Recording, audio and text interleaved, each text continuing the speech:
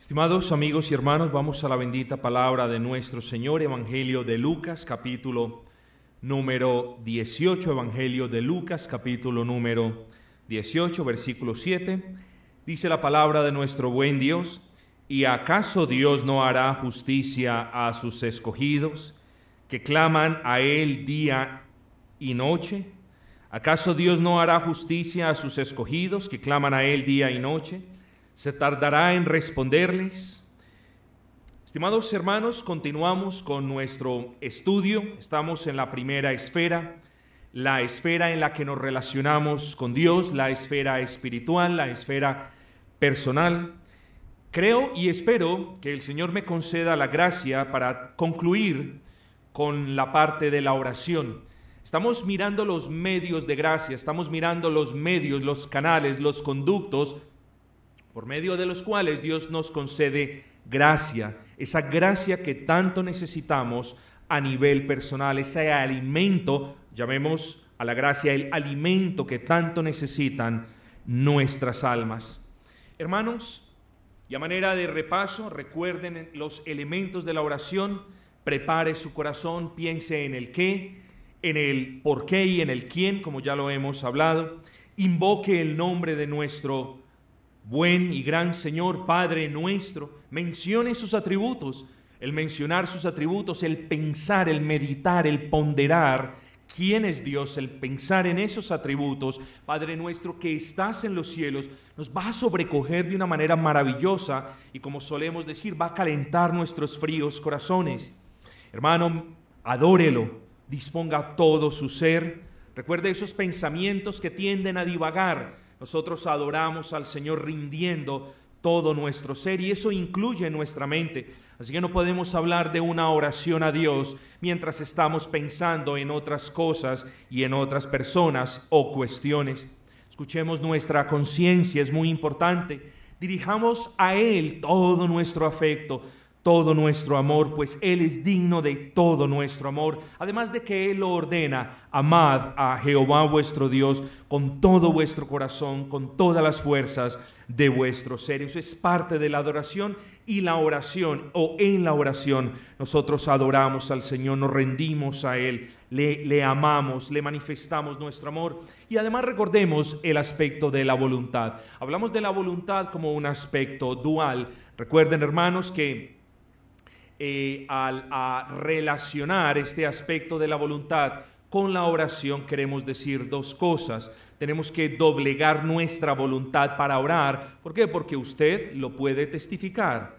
Muchas veces no queremos orar. ¿Y qué tenemos que hacer? Tenemos que doblegar esta voluntad corroída, corrompida, afectada también por el pecado. Tenemos que doblegar nuestra voluntad. Además, en la oración, la esencia de la oración debe ser aquella en la que nuestras voluntades o nuestros deseos, por muy loables, por muy buenos que parezcan, siempre se deben sujetar a ese designio eterno, a esa voluntad. Y por eso nosotros decimos: hágase tu voluntad y no la nuestra, en imitación a la oración de nuestro Señor en el huerto. Hermanos, hablamos de la confesión de nuestros pecados. Padre nuestro que estás en los cielos, continuamos: perdona nuestras ofensas.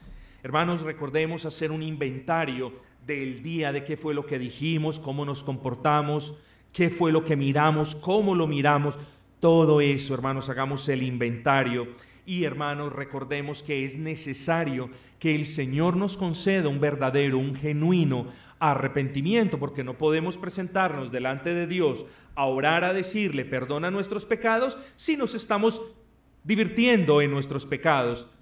Como solían decir los puritanos, el cristiano no se divierte en sus pecados. El cristiano tiene que ser una persona miserable cuando peca. Pero no podemos pedir perdón de pecados si alguien se está divirtiendo en sus pecados, si alguien está disfrutando su pecado. Entonces, recordemos pedirle al Señor la gracia de un verdadero arrepentimiento. Recordemos, hermanos, también ya para terminar este breve recorderis, pedir perdón. ¿Por qué? Por las ofensas en contra de su cuerpo, por las ofensas en contra de su alma, por las ofensas en contra de su hogar, de su familia, de sus padres, de sus hijos, por las ofensas en contra del cuerpo de Cristo, que es la iglesia, ofendemos al cuerpo de Cristo, lastimamos al cuerpo de Cristo, con palabra, con acción o por omisión lo lastimamos, y nosotros debemos ser conscientes, hermanos. Claro, cierto, muchos tienen la tendencia a decir, bueno, yo soy parte del cuerpo de Cristo, pero poco piensan en el daño que ellos le causan al cuerpo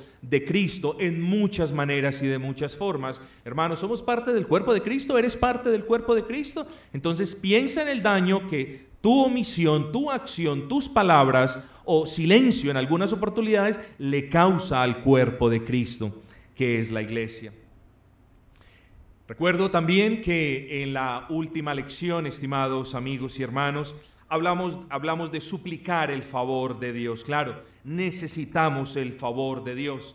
Hablábamos, hermanos, de dos aspectos, de dos componentes. Hablábamos de las necesidades materiales y de las necesidades espirituales. Y después de explicarlas, ustedes bien podrán recordar que terminamos ese estudio afirmando que de la misma manera en la que debemos orar, confiados de que nuestro buen Padre proveerá el pan nuestro de cada día, así, con esa misma fe, con esa misma certeza y certidumbre, debemos orar ¿a quién? Al mismo buen Padre, pidiéndole ¿qué? Que nos conceda su Espíritu. Hermanos, es obvio, obviamente el Espíritu del Dios vivo es mucho más grande, mucho más significativo, por supuesto, infinitamente superior que un trozo de pan. Pero hermanos, lo vimos, lo probamos por la Escritura, que con la misma certeza y convicción que nos acercamos sabiendo que Él no nos va a negar un trozo de pan cada día, así tampoco Él nos va a negar a su Santo Espíritu cada día, cuando se lo pidamos, hermanos.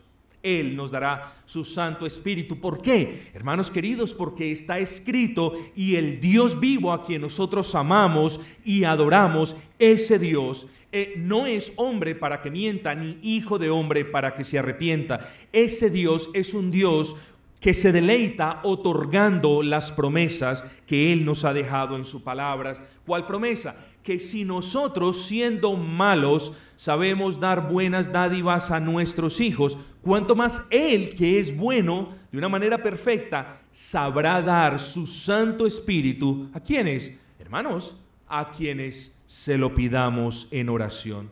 Recuerden el pasaje que acabamos de leer de Lucas 18.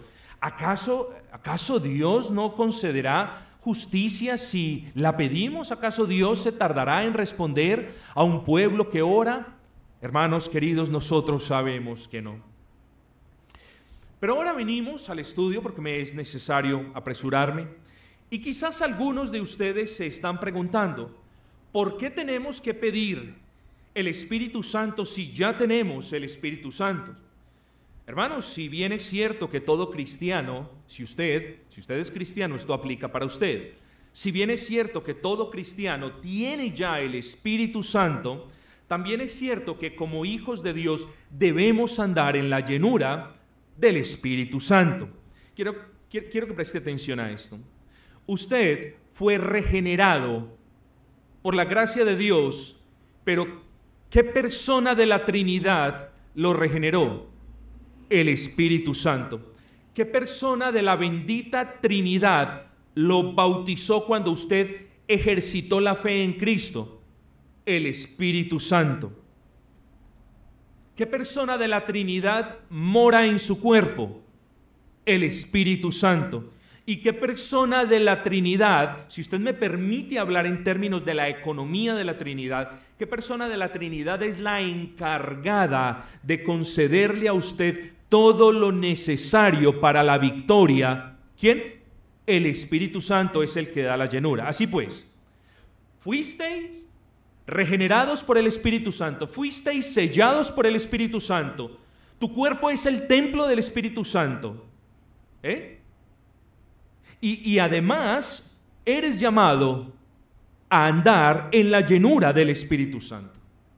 Hermanos, si el mundo carismático maltrata al Espíritu Santo, blasfema el nombre del Dios Altísimo, porque toman en su boca el Espíritu Santo simplemente para decir sandeces y cualquier sarta de ideas contrarias a la palabra. si ellos lo hacen, no hay por qué nosotros temer y no usarlo. Ahora nosotros, como cristianos reformados, como cristianos bíblicos, tenemos la obligación, el deber y el privilegio de usar el bendito nombre del Espíritu Santo e invocarle.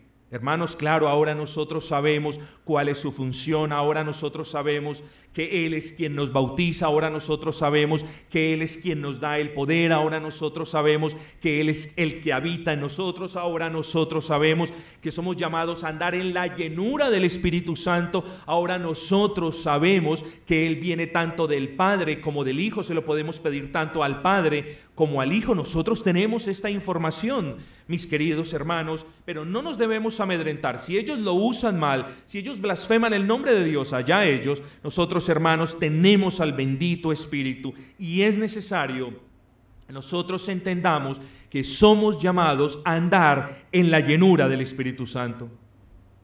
Espero, hermano, esto no es una obligación, usted no lo tiene que hacer, pero tanto como usted pueda, dedíquele tiempo a darle una miradita a los mensajes que yo le envío, porque tienen doble propósito. Usted recuerda que no hace mucho tiempo le envió un mensaje acerca de Esteban, de un artículo en el que decíamos la llenura del Espíritu Santo de Esteban. Si usted leyó ese artículo, usted ya sabe este tema. Si usted lo leyó, ya sabe el tema. Además que lo hemos explicado cuando pasamos por el libro de Hechos de los Apóstoles innumerables veces. Pero brevemente, hermanos, por eso les digo, cierro el paréntesis alentándolo a que saque un tiempito y a que lea estas cosas. No se pegue del teléfono a mirar cosas que no van a alimentar su alma. La llenura del Espíritu Santo, en palabras resumidas, en pocas palabras, es la influencia que ejerce el Espíritu Santo de Dios sobre la vida del creyente. Se lo pongo de esa manera, es sencillo. Podría elaborar mucho más, podríamos adornar la definición, podríamos elaborarla y sería de gran bendición, pero en palabras pocas y claras, cuando hablamos de la llenura del Espíritu Santo, a lo que estamos haciendo referencia es a la influencia divina que ese Espíritu ejerce en nuestras vidas. A eso hacemos referencia. Al hablar de la llenura del Espíritu Santo, y nosotros, recordemos, nosotros somos llamados a andar en esa llenura.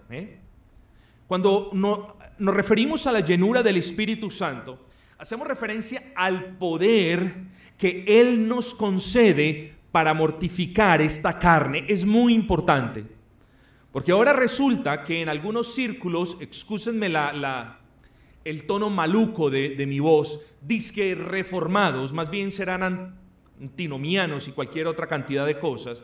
Resulta de que ahora la doctrina de la mortificación de la carne no existe. Tú solamente te sientas y con la fe salvadora, con la fe que creíste para justificación, esto ya es suficiente para que tú no hagas absolutamente nada, sino que esperes de manera reposada y pasiva que el Espíritu Santo te santifique. Nosotros, o más bien la Escritura dice, sí, el Espíritu Santo es el agente santificador por excelencia, pero nosotros tenemos la responsabilidad de hacer morir las obras de la carne. ¿Por qué? Por medio del Espíritu. Mas si por el Espíritu hacéis morir las obras de la carne, viviréis. Es decir, hermanos, sin el Espíritu Santo no podemos. Es gracias a Él que podemos mortificar este cuerpo que siempre nos está llevando, inclinando, incitando a violar la ley del Señor, al pecado. Así que al hablar de llenura del Espíritu Santo, cuando tú pienses y le ores al Señor por la llenura del Espíritu Santo, recuerda, Señor, a la postre te estoy pidiendo es ese poder que viene de ti por medio de tu Espíritu y que me capacita para mortificar la carne, me capacita para decirle no a las cosas que la carne me pide, a las cosas que la carne me incita. Nosotros, pues, hermanos, debemos estar llenos del Espíritu Santo. Ser llenos del Espíritu Santo no significa andar con una bata blanca o estar en un nivel espiritual elevado, superior a los demás, como como se dice en el inglés, holier than thou, más santo que el santo. No, ser llenos del Espíritu Santo. Y por cierto, no solamente fueron llenos del Espíritu Santo en el Nuevo Testamento, como lo podemos observar, sino que a lo largo de la historia las personas han estado llenas del Espíritu Santo. Faltaría tiempo para hablar de los santos del Antiguo Testamento llenos del Espíritu Santo, de los santos del Nuevo llenos del Espíritu Santo. ¿Y qué? ¿La llenura del Espíritu Santo cesó con el cierre del canon? Por supuesto que no, mis hermanos. Tú como creyente eres llamado entonces a andar en la llenura del Espíritu Santo. ¿Qué otra cosa implica ser lleno del Espíritu Santo? Una de las cosas es lo que nos enseña Esteban. Él hablaba con denuedo la palabra de Dios. Hablaba con denuedo la palabra de Dios. Usted sabe que usted comienza a experimentar la llenura del Espíritu Santo cuando usted proclama y testifica de Dios sin temor y sin vergüenza. Bueno, además no le debería dar ni pena, ni vergüenza, ni nada, pero usted sabe que el Espíritu Santo está obrando en su interior cuando usted se para frente a una persona, la mira a los ojos, la llama al arrepentimiento, habiéndole predicado el Evangelio de la gracia de nuestro Señor. Claro, la llenura del Espíritu Santo implica eso, el denuedo para hablar la palabra del Señor. La llenura del Espíritu Santo no significa de que a usted no lo van a corchar quizás con una pregunta que le haga a alguien. Eso no significa eso. La llenura del Espíritu Santo tampoco significa que usted siempre va a estar capacitado para responder todo lo que le pregunten. Eso no significa. La llenura del Espíritu Santo no significa que usted va a saber todo lo que dice la Escritura en cada momento. No, significa que usted va a hablar con denuedo la palabra del Señor. Que usted no va a tener pena, ni temor, ni vergüenza hablar la bendita palabra del Señor. ¿Qué otra cosa significa estar lleno del Espíritu Santo? Hermanos, los falsos, perdón la comparación, los falsos testigos de Jehová, las falsas religiones, estas personas, qué curioso, siempre están prestas para defender sus mentiras. Y nosotros muchas veces nos atemorizamos. Somos cristianos de vez en cuando que mostramos cierto grado de pusilanimidad, de carácter pusilánime, nos amedrentamos, hermanos. Hermanos, el cristianismo lleno del Espíritu Santo se caracteriza por estar siempre preparado para defender la verdad, no con grosería, no tirando, lo digo con respeto, no tirando las perlas a los cerdos, ¿cierto? Teniendo discernimiento, pero siempre, como dice la Escritura, siempre estando preparados para presentar con mansedumbre razón de la esperanza que hay en vosotros. Entonces, no podemos hablar de una persona llena del Espíritu Santo que hace lo que la carne dice. No podemos hablar de una persona llena del Espíritu Santo que le da miedo o pena o vergüenza hablar, proclamar el Evangelio. No podemos hablar de llenura del Espíritu Santo con una persona que no está preparada nunca para defender la verdad que lo ha hecho libre. Entonces, hermanos, tenemos que prestar atención en tu oración. Recuerda, cuando le estés pidiendo en ese sexto elemento que es la petición,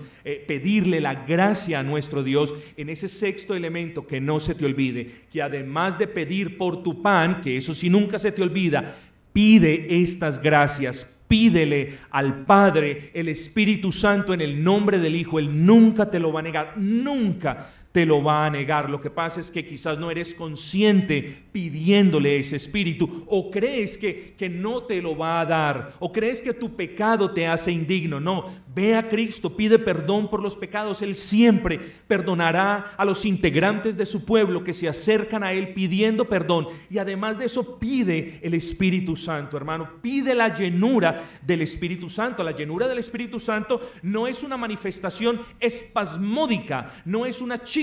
La llenura del Espíritu Santo es una llama, digámoslo así, constante en el corazón. Eso nos debe quedar en claro, hermanos. Pero ¿qué otra cosa? Quiero que piensen esto. Debes pedirle al Dios vivo su Santo Espíritu. Él no te lo negará. Pero cuando nosotros se lo pidamos, nosotros tenemos que saber, hermanos, que esa llenura del Espíritu Santo se va a ver, se va a notar en la manifestación del fruto del Espíritu. No son los frutos del Espíritu, es el fruto del Espíritu que tiene varios componentes. Se lo voy a poner de esta manera, mi hermano. Una vida llena del Espíritu Santo es una vida llena de amor, de gozo, de paz, de paciencia, de benignidad, de bondad, de fe, de mansedumbre y de templanza. Lo único que les acabo de leer es Gálatas 5:22, el fruto del Espíritu. Por tanto, una vida llena del Espíritu Santo es una vida que abunda en el fruto y en esos componentes que acabamos de leer. Hermanos, la pregunta entonces, en resumida cuenta, la pregunta no es si usted como creyente tiene el Espíritu Santo. Esa no es la pregunta, no se haga esa pregunta. Si usted ha confiado en Cristo, si usted ha venido a Cristo, si usted ha ejercido la fe que Dios mismo le ha dado para que crea en su Hijo y en lo que Él hizo en la cruz del Calvario, si usted en verdad ha creído y si usted en verdad es un hijo de Dios, la pregunta no es, ay, ¿será que yo tengo el Espíritu Santo? Esa no es la pregunta. Por supuesto que usted tiene el Espíritu Santo del Señor. La pregunta es, ¿soy yo lleno del Espíritu Santo? Esa es la pregunta que usted se tiene que hacer. La pregunta entonces no es, ¿será que yo tengo el Espíritu? Porque yo ya creí en el Señor. La pregunta no es esa, la pregunta es, ¿estoy yo andando lleno del Espíritu Santo? Esa es la pregunta, hermanos. ¿Sí? ¿Estás andando lleno del Espíritu Santo? ¿De verdad? Gloria al Señor, hermano, me gozo por ti, te animo a que continúes andando lleno del Espíritu Santo. Pero si la respuesta a esa pregunta es no, entonces no desfallezcas. No desfallezcas. Y no importa el tiempo de tu vida que no hayas andado en la llenura del Espíritu Santo. No importa lo mucho o las muchas veces que hayas escuchado esta promesa. Gloria a Dios, hoy es un nuevo día, hoy es un día de misericordia renovada, hoy es un día donde puedes pedirle a Dios que te dé su Santo Espíritu, que te dé la llenura más bien de su Santo Espíritu, porque Él juró por sí mismo dar su Santo Espíritu a quienes se lo pidan. Entonces, hermanos, lo pasado quedó atrás, no podemos cambiarlo, no podemos devolvernos, no podemos hacer las cosas mejor, pero lo que debemos, o en lo que debemos más bien centrarnos, enfocarnos, y en lo que debemos ser conscientes, es que estamos viviendo aquí y ahora, y en que tenemos unas palabras, unas promesas centradas en la Escritura, proferidas por el verbo mismo del Dios vivo, y que nos dicen, si tú pides al Espíritu Santo, Él, mi Padre, os lo dará.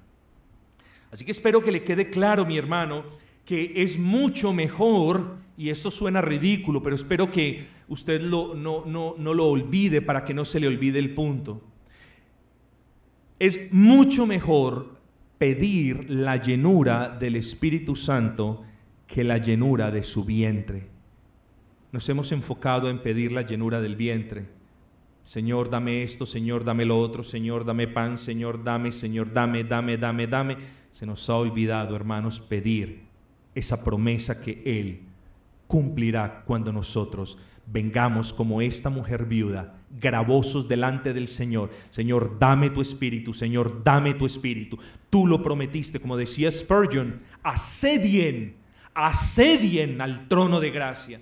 No se vayan del trono de gracia hasta que tengan la convicción de que Dios les ha dado una medida de su Espíritu. Hermanos, hagan eso en oración, pero no lo hagan mañana, háganlo esta noche. Pidan perdón por sus pecados, el Señor les va a perdonar a todos los que estén verdaderamente arrepentidos, pero también pidan su Santo Espíritu, pues Él no lo negará. Entonces, cuando usted pida su Santo Espíritu, el Espíritu Santo del Dios vivo, recuerde, estimado hermano, que a la final usted debe meditar en esos componentes. Amor. Hágase la pregunta: ¿amo a mi prójimo como a mí mismo? ¿O siempre estoy pensando en mí, en mi bienestar? ¿O siempre estoy pensando en que yo tenga lo mejor primero?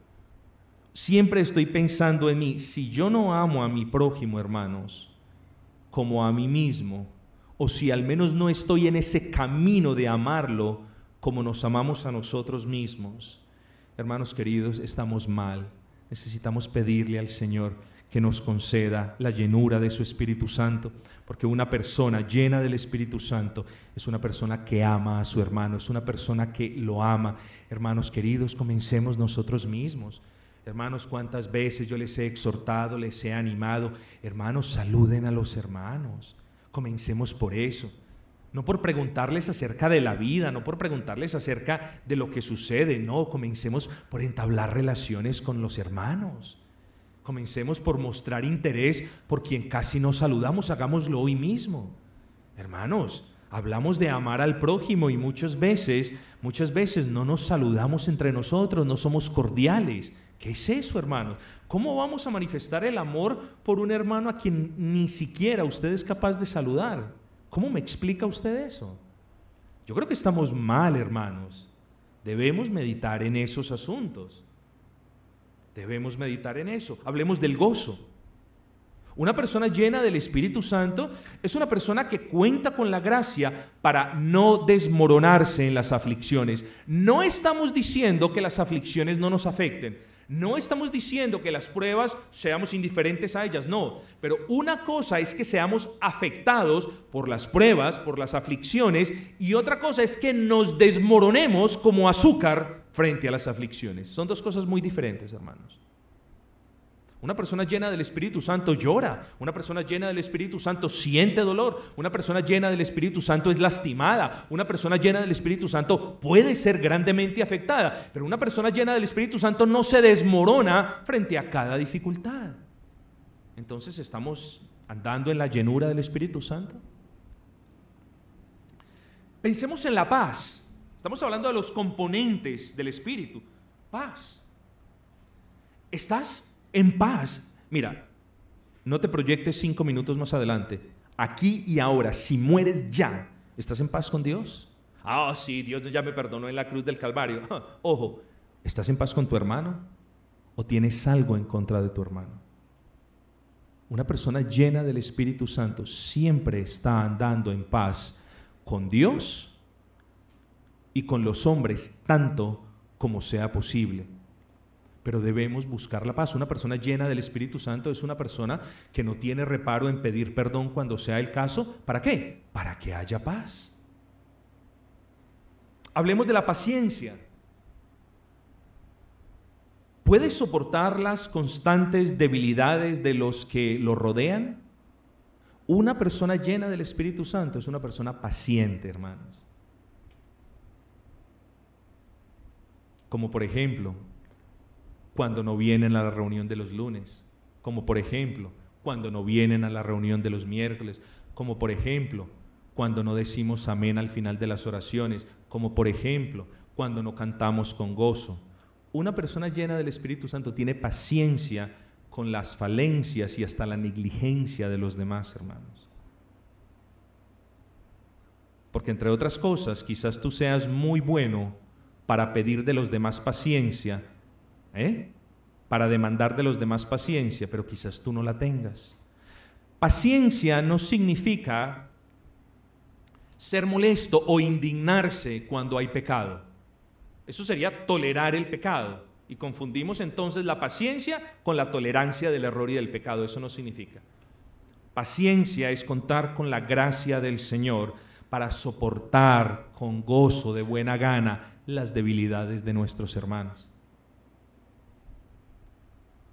Benignidad, bondad. Una persona llena del Espíritu Santo siempre, hermanos, claro, se ocupa de los suyos, se ocupa de su casa, se ocupa de sí mismo, claro está, muy bien. Pero una persona llena del Espíritu Santo siempre está intentando al menos hacerle el bien a los demás o buscar una manera para el beneficio de la otra persona. Siempre lo está haciendo, hermano. Fe. Una persona llena del Espíritu Santo está segura de lo que cree, segura de lo que cree. O por el contrario, usted siempre está dudando de una doctrina, siempre está titubeando al respecto de un punto de doctrina, siempre llega cualquier viento de doctrina y lo mueve de un lado para otro. Siempre, usted nunca puede fijar su corazón en una doctrina. Una persona llena del Espíritu Santo, no que lo sepa todo, pero una persona sabe lo que sabe por la gracia de Dios. Una persona está llena del Espíritu Santo, tiene la certeza de que lo que cree es lo que dice la Biblia.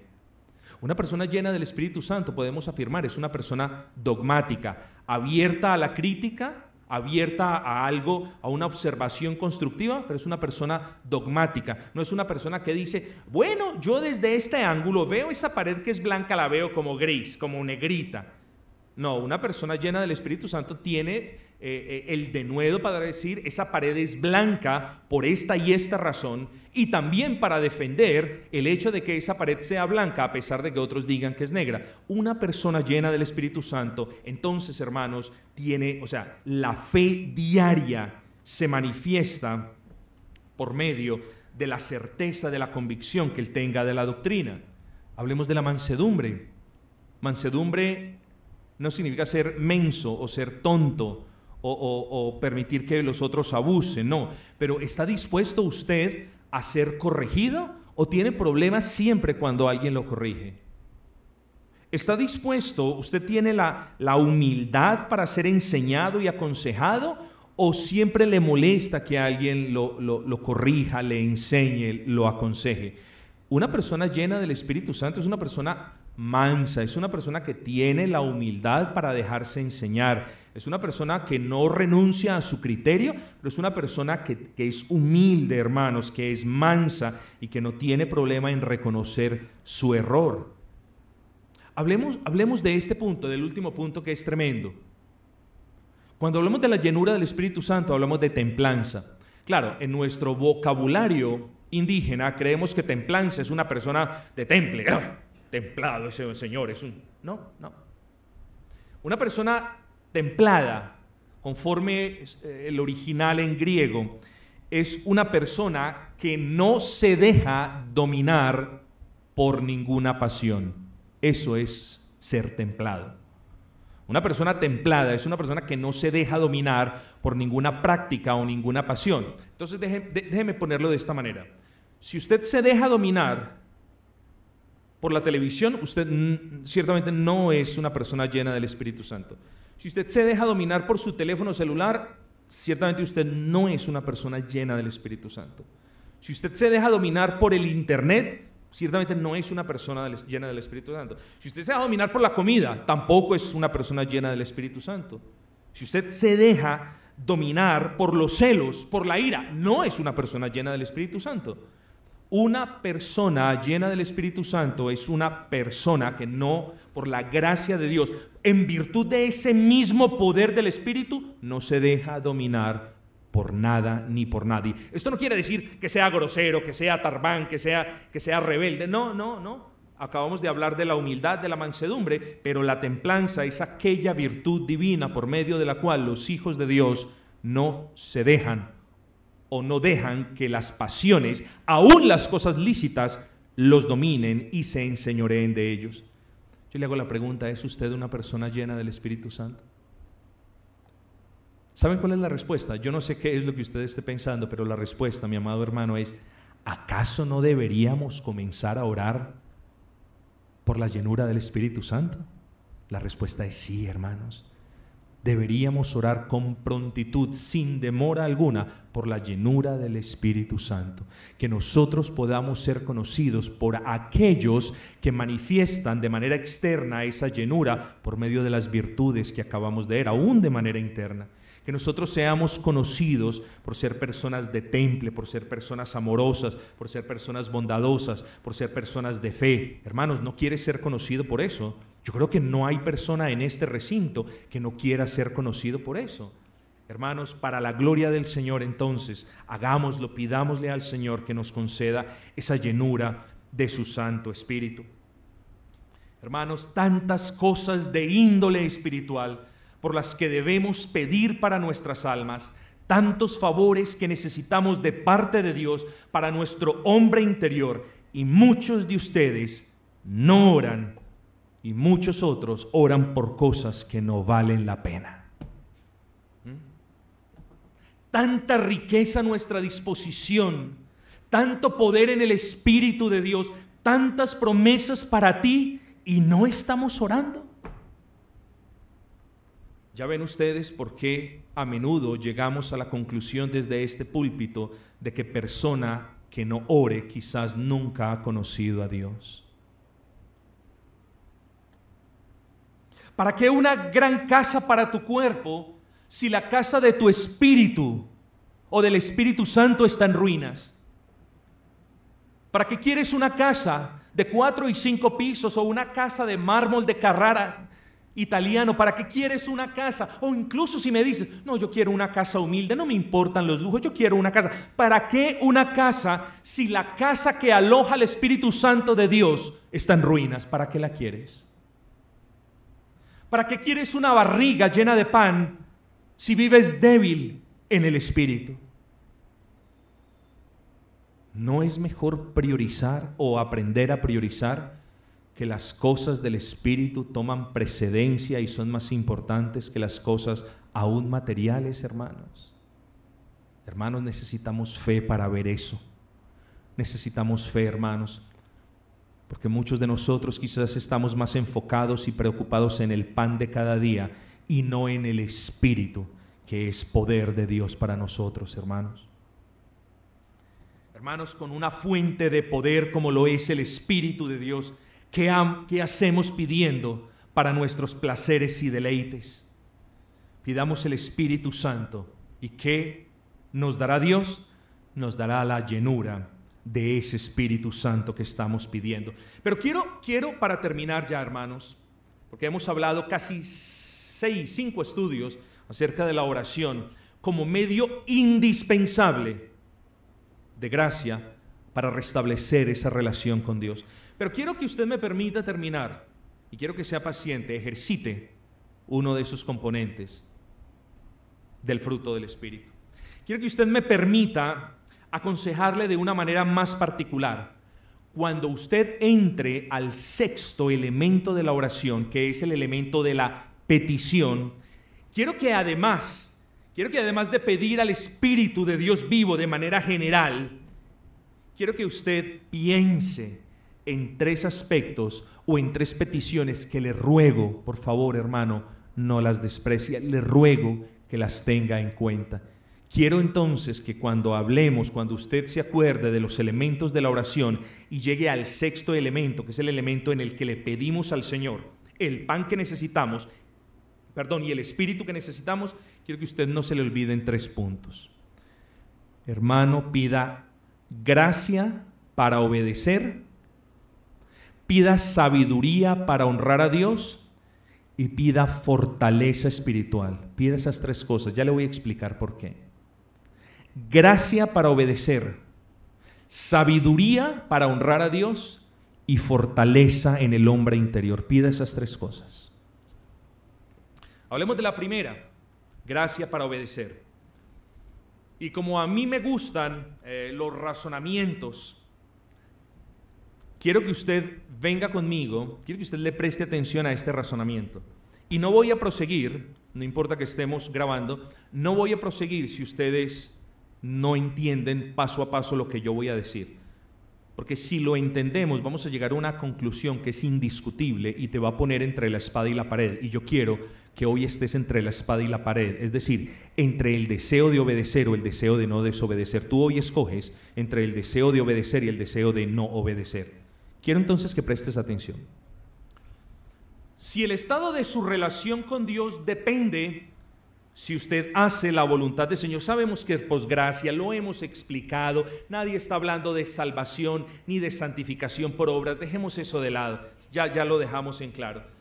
Pero si el estado de su relación con Dios depende de si usted hace la voluntad de Dios revelada en su palabra, el estado de su relación con Dios, si usted hace, por la gracia de Dios, si usted hace lo que Dios revela en su palabra, su relación con Dios se va a fortificar todos los días más y más y más y más. Por eso estamos diciendo esto. Si el estado de su relación con Dios depende de si usted hace lo que Dios dice en su palabra, y si para que usted haga lo que Dios ha dicho en su palabra necesita gracia, y si esa gracia que usted necesita solo viene de Dios, Y si Dios dispensa esa gracia o da esa gracia por medio de la oración principalmente, tenemos que llegar a la conclusión de que si usted no ora, no tendrá la gracia de Dios. ¿Sí me están entendiendo? ¿Está ahí? Y si usted no tiene la gracia de Dios, no puede obedecer. Y si usted continúa en desobediencia, su relación con Dios se va a deteriorar más y más y más. Se lo pongo de esta manera. Su relación con Dios depende de su obediencia. Una vez más, por supuesto que depende de la gracia del Señor. Pero su relación con Dios depende de que usted obedezca la palabra del Señor. Vamos hasta ahí bien, ¿cierto? Y para que usted obedezca la palabra del Señor, usted necesita la gracia. Una gracia que solamente Dios puede dar. Y si Dios le ha placido dispensar, otorgar esa gracia por medio de la oración, sigue entonces que si usted lleva una vida de escasa o poca oración, usted no va a contar con la gracia. Y si usted no cuenta con la gracia, no va a obedecer. Y si usted no obedece, su relación con Dios seguirá estando agrietada en ruinas. ¿Sí me entendió? Ese es sencillo el razonamiento. Es un silogismo muy sencillo. Hermano, por tanto, la conclusión es: necesito, por favor, que usted sea consciente de la importancia de la oración para su vida, porque la oración trae gracia y la gracia alimenta su espíritu, y un espíritu lleno de gracia es un espíritu siempre a hacer la voluntad de Dios. Le repito, la oración le concede gracia, la gracia es alimento para su alma, y un alma llena de gracia es un alma que siempre querrá hacer la voluntad de Dios. No es esa la razón por la que estamos aquí hoy. Porque queremos hacer la voluntad de Dios. Si esa no es la razón por la que estamos aquí hoy, estamos perdiendo el tiempo. Estamos aquí porque queremos hacer la voluntad de Dios. Comencemos entonces por orar, por ser conscientes de que la gracia que yo necesito para la obediencia depende de Dios. Y Dios dispensa, otorga, da gracia por medio de la oración. Tú sin oración eres nada, nada. Pidamos entonces la gracia para obedecer. Claro, la gracia de manera general para todos los aspectos, pero por eso me quise centrar de manera particular en estos. Necesitas pedir gracia para obedecer a Dios. Pero además de la gracia para obedecer a Dios, necesitas sabiduría para honrarle. Necesitas sabiduría para honrarle. Pídele al Señor sabiduría. ¿Qué es sabiduría? La sabiduría es la capacidad o la gracia que Dios le concede a sus hijos para que usen su conocimiento de una forma tal que sus pensamientos, palabras u obras den gloria de vida a su nombre. Le repito eso. Sabiduría no es el que sabe todo.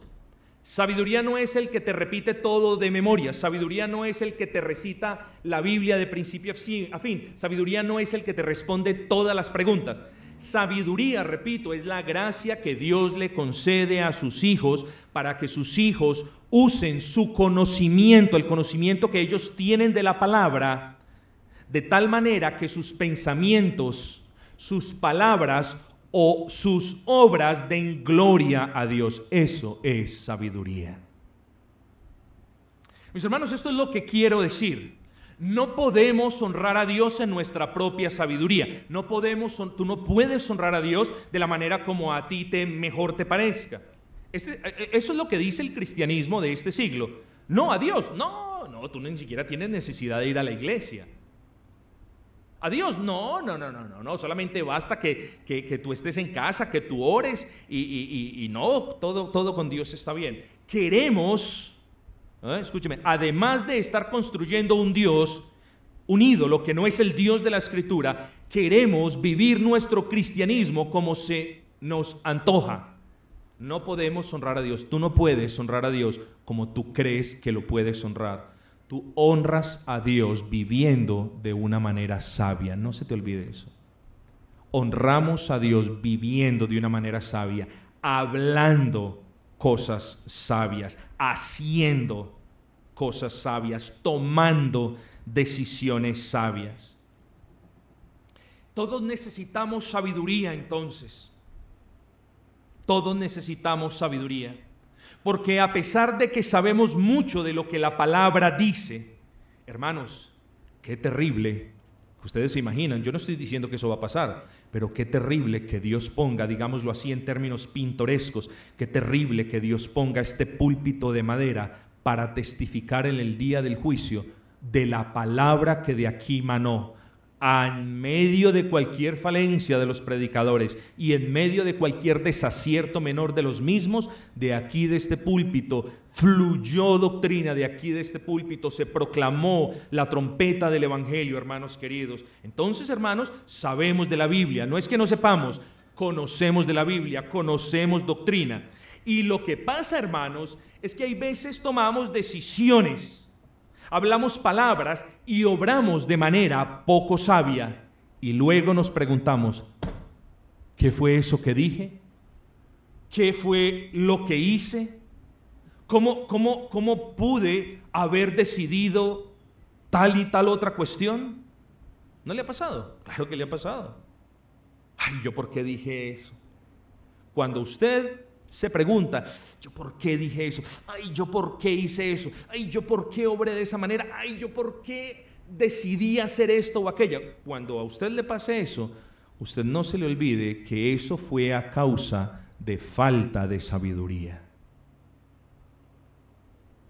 Necesitamos sabiduría. Entonces, hermanos, necesitamos en este último punto, ya voy a terminar, pedir gracia para la obediencia y sabiduría para honrar al Dios vivo. Hermanos, con la sabiduría sucede lo mismo. Y quiero que usted cobre ánimo, hermano, porque necesitamos pan. Dios nos prometió pan. Necesitamos su Espíritu. Dios nos prometió su Santo Espíritu. Necesitamos sabiduría. Hermanos queridos, la sabiduría está clamando en las calles, lo está llamando. Así que si usted necesita sabiduría, si de manera humilde usted se da cuenta que necesita sabiduría, hay una promesa igual de clara, igual de patente a la promesa que Dios nos hace de darnos pan y de darnos su Espíritu. Y esa promesa está en Santiago, ustedes bien la conocen. Dios le dará a usted la sabiduría que usted necesite y no se la dará poca, se la dará abundantemente y sin decirle, no más te voy a dar, y sin reproche, no te reprochará. Puedes pedirle al Señor sabiduría a diario y Dios a diario te va a dar sabiduría. Hermanos, necesitamos pedirle gracia para obedecer a Dios. Necesitamos ser personas sabias, hermanos. Sí, necesitamos el conocimiento. Sí, necesitamos conocer cuál es la voluntad revelada de Dios en su palabra. Pero necesitamos la gracia de Dios para que usemos este conocimiento y lo usemos por medio de palabras, de acciones, de decisiones, incluso de omisiones que glorifiquen a Dios. Tener inteligencia es una cosa, tener sabiduría es otra. Tener conocimiento es una cosa. Tener y usar ese conocimiento de una manera que honre a Dios es otra. Y eso es lo que necesitamos, hermanos. Necesitamos que Dios obre nuestros corazones, que Dios nos conceda esa gracia para que nosotros lo que conocemos de Dios lo pongamos por obra, por medio de palabras que alienten al hermano, por medio de palabras que exalten el nombre del Señor, por medio de palabras que construyan, que edifiquen, no que destruyan, por medio de obras bondadosas los unos con los otros. Hermanos, así glorificamos a Dios y necesitamos sabiduría para tal cosa. Pero en tercera y última instancia, o más bien, continúo con la sabiduría mejor. Me voy a extender un poquitico nomás. Usted necesita sabiduría y le voy a nombrar algunas de las razones, ¿sí? Para administrar el tiempo, usted necesita sabiduría para administrar el tiempo. Siempre podemos mejor administrar el tiempo. Enséñanos, Señor, de tal modo a contar nuestros días, de tal manera que traigamos al corazón sabiduría. Necesitamos administrar mejor el tiempo. Aquí nadie se la pasa todo el día haciendo nada. Todos trabajamos, todos. Hermanos, y se los expliqué una vez, y cuando el Señor te llama a ti, a seguirlo a Él y a tomar su carga, eso implica que encima del trabajo y del cansancio que tienes, también tienes una responsabilidad como hijo de Dios. Necesitamos administrar mejor el tiempo. Necesitamos administrar mejor la providencia, la provisión de nuestro Dios. Necesitamos sabiduría para educar a nuestros hijos. Muchas veces los disciplinamos.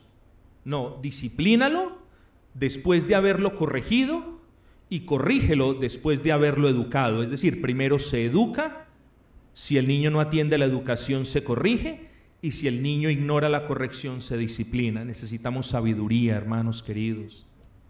Necesitamos sabiduría para tomar decisiones, que usualmente tenemos la vista corta.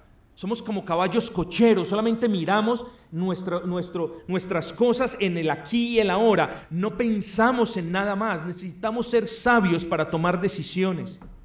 Una decisión no se toma simplemente porque algo que nosotros creemos es bueno, pasó. Me explico, lo voy a ejemplificar. Pastor, yo hace mucho tiempo me quería ir de esta ciudad y resulta de que me llamó un primo y me dijo, aquí están los pasajes para que te vengas. Y eso es de Dios, eso es de Dios. Así que la decisión ya está tomada, yo me voy. ¿Así de poco tienes el discernimiento? ¿Así de poquito es tu discernimiento?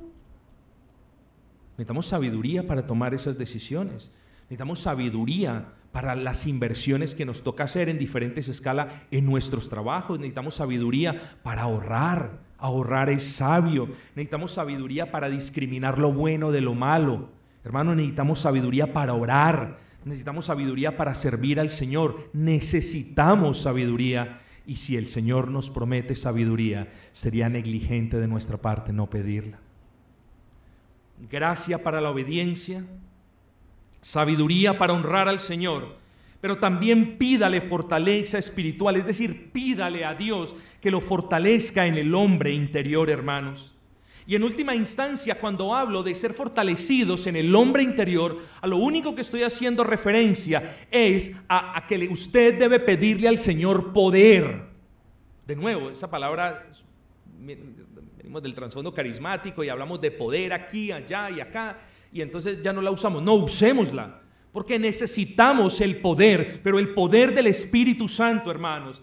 Tú necesitas poder. Y lo necesitas, y por eso yo te insto a que lo pidas. Necesitas poder para enfrentarte a la tentación y decirle no al pecado. Necesitas poder para perseverar en la oración.